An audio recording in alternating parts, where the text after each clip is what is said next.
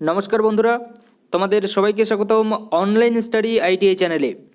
তোমরা যারা ITI pass করে গিয়েছো তোমাদের জন্য গুড নিউজ আছে। তোমরা দেখতেই পাচ্ছ স্ক্রিনে যে আমাদের রামাগুন্ডাম ফার্টিলাইজার্স অ্যান্ড কেমিক্যাল লিমিটেডের পক্ষ থেকে কিন্তু তোমাদের যে ভ্যাকেন্সি, নতুন ভ্যাকেন্সি কিন্তু তোমাদের বেরিয়েছে।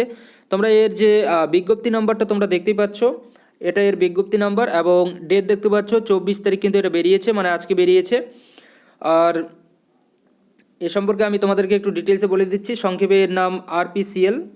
তো এর সম্পর্কে দেখো এখানে কারা কারা আর কি অ্যাপ্লাই করতে পারবে, কোন কোন পোস্ট এখানে আছে।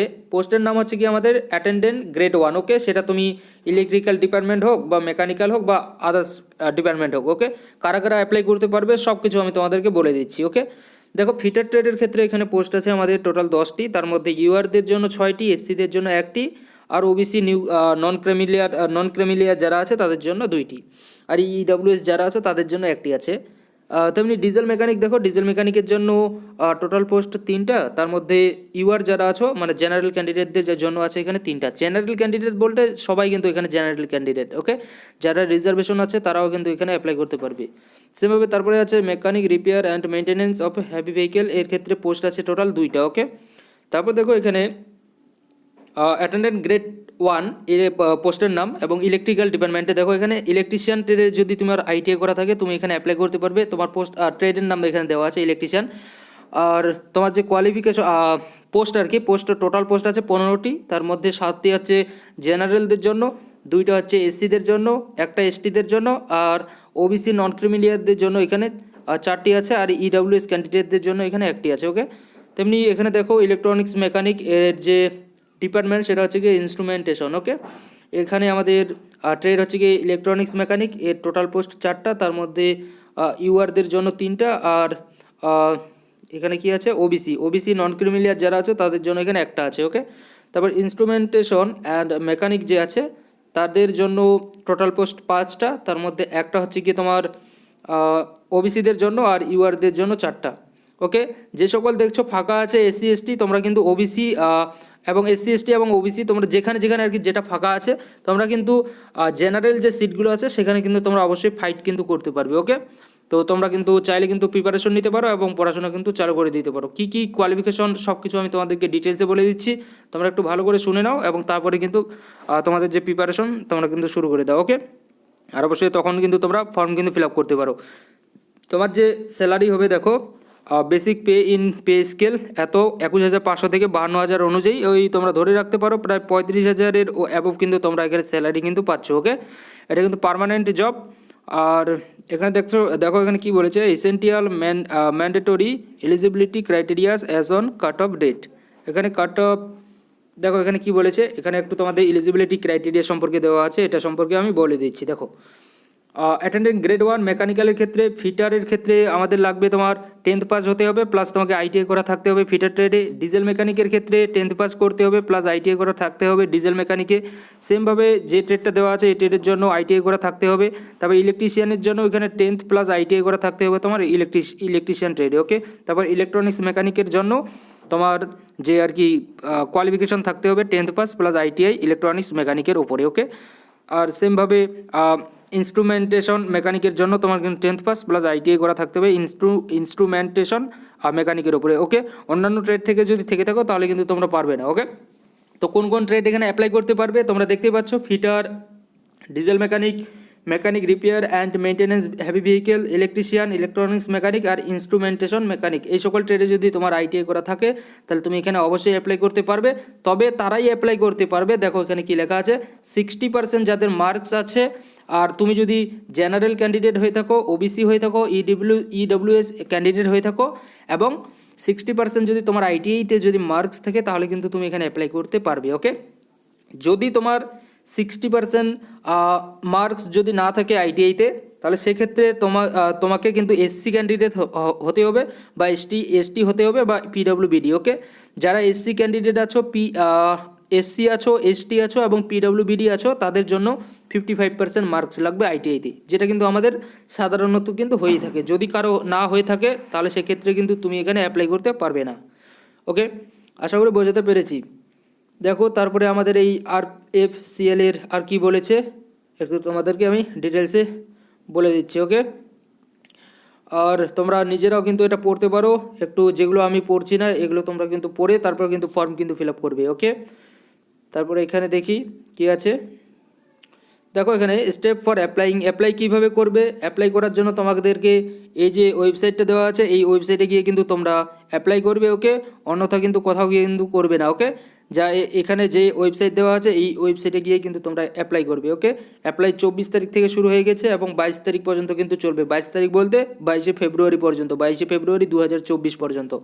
ওকে, তারপর কি আছে দেখো এখানে আমি নিচে চলে যাচ্ছি, তোমাদের সিলেকশন প্রসেস সম্পর্কে বলে দিই। তোমাদের প্রথমে হবে একটা সিবিটি হওয়ার পরে তোমাদের হবে স্কিল টেস্ট। তবে তোমাদের যে ফাইনাল সিলেকশন হবে তোমাদের কম্পিউটার বেসড টেস্টের উপরেই। ওকে, এই যে সিবিটি এক্সাম হবে এই সিবিটির উপরেই কিন্তু তোমাদের ফাইনাল সিলেকশন হবে। ওকে, সিবিটিতে কী কী আসবে সব কিছু আমি বলে দিচ্ছি, তোমরা একটু দেখে নাও। দেখো এখানে কী লেখা আছে, আর তার আগে বলে দিই তোমাদের সেন্টার কোথায় হবে। ওকে, তোমাদের টেস্ট সেন্টার কোথায় হবে। দেখো টেস্ট সেন্টার তোমাদের আর কি এই সকল জায়গায় হতে পারে, আহমেদাবাদ, বেঙ্গালুরু।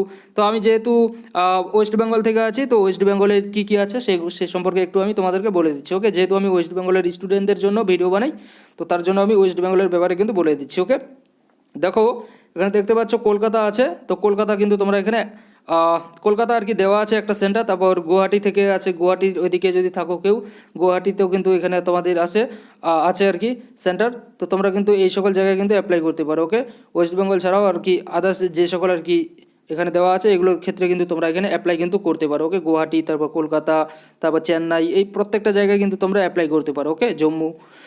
তো যাই হোক এখানে সেন্টারগুলো আছে, সেন্টারগুলো সম্পর্কে দেখে নিয়ে নিও। যারা ওয়েস্ট বেঙ্গল থেকে আছো তাদের জন্য কলকাতা আছে, তো আর আমি কিছু বলছি না, তো তোমরা কিন্তু এখানে অ্যাপ্লাই করতে পারো। ওকে, তারপর দেখো কী আছে এখানে নিচে চলে যাই একটু আমরা এই যে সিলেবাস সম্পর্কে একটু দেখে নেবো।